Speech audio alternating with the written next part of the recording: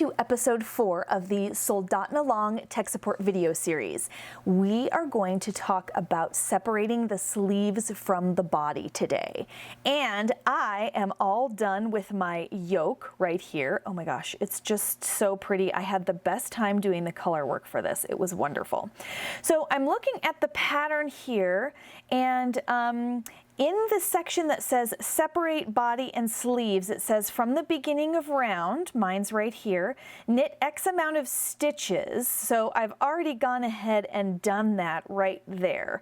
So now my pattern says to place the next X amount of stitches for your size on a holder for the right sleeve. So my holder is this very fancy piece of waste yarn and a darning needle. So I am just going to very slowly pass all of the stitches required for the sleeve in my size off onto this waste yarn, just like this. So you're gonna pass some of them, and then I like to kind of pull through.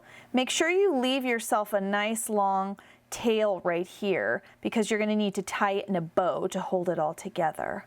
So just very slowly and counting, pass them all off onto your waste yarn.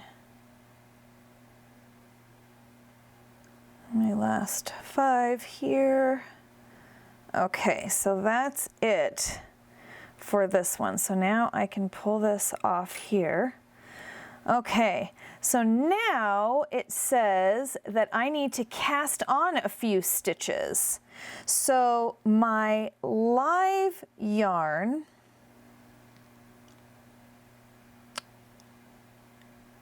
hang on, it's all tangled up in here. Here we go. My live yarn is way back here, okay? So I need to cast on 3 stitches. So I'm just going to tuck this back in like this. And, oh wait, let's see, let me make sure that's correct. I need to cast on 5 stitches. Okay, so we're just going to use the backwards loop cast on. So all you do is you hold the yarn out like this, and you take your finger and you go behind the yarn, and then you bring it up front, and then you twist it and you put it on the needle. So there's 1,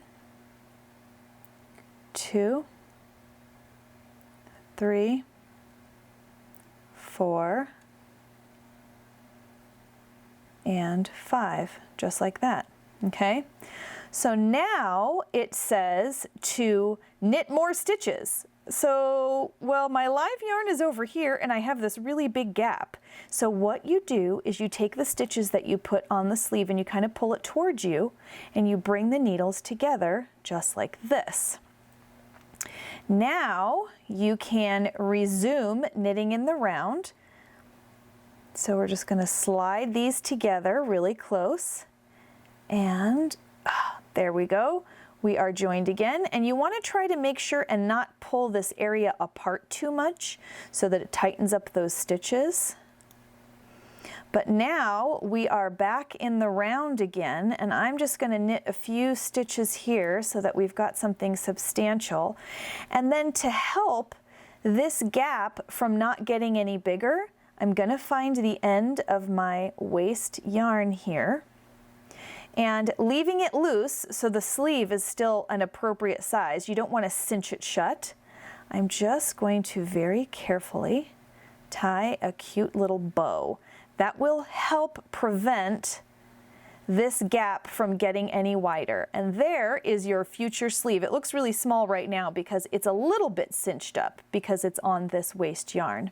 And now that the one sleeve is done, I can continue knitting around the amount of stitches called for my size until it's time for the next sleeve. All right, so I've knit to the next sleeve, and I've passed all of the stitches off for the second sleeve onto my waste yarn. This is my last 5 stitches. Now I can remove this and make sure I have a nice 2 long tails here. And now it's time to cast on my stitches again. So I'm just going to do the backwards loop here. I'm going to go 1, 2, 3, give myself a little more room here, 4 and 5. Okay, and then I'm going to pull the sleeve to me like this to kind of bridge this gap, and then I can start knitting in the round again, just like so. And then from here, you're just going to knit to the beginning of round marker again. So before I continue, I'm just going to find the 2 ends of my waist yarn, and I'm going to tie this in a cute little bow here so that this doesn't come out, just like that. Okay, so now let's kind of see what we've done. If I can flatten this out a little bit here, you can see that we've got a little sleeve that's going to come out here this way. So you're going to continue working in the round. Now, the next round, after you separate the body from the sleeves, you may have no stitches to increase, or you may have 1 stitch or 2 stitches or 3 stitches. The whole point of this increase here is to get the number of stitches to be a multiple of the body chart, which is what we're going to work next. So if you turn the page, you'll see the body chart, and you'll see a little red box around a part of the body chart. That is what you are going to repeat. It's rows 1 through 6. You're going to repeat rows 1 through 6 until you have the length that you want. Now, you can either attempt to try this on. If you have interchangeable needles, you can hook another cable using a coupler to your needles so that it's big enough to slip over your head. Or the other thing you can do is you can get a tape measure, and you can measure from the armpit, not way deep in the armpit because that's not exactly where a garment sits, like just a little bit below. You can measure down the side of your body and figure out how long you want it, and then you can measure the garment from the armpit down, and that's how long you can make it. So you're going to repeat rows 1 through 6 of the body chart until you have the exact length that you want. Then you're going to work rows 7 through 10 one time, just to give it that cute little edge. After that, you're going to switch back to the needles that you used for the ribbing around the neck. And then you're going to do a 2x2 rib. It looks like you work round 1 once, and then you do it 8 more times. So that's a total of 9 times. After that, it says to bind off in your favorite stretchy bind off, doing it in pattern.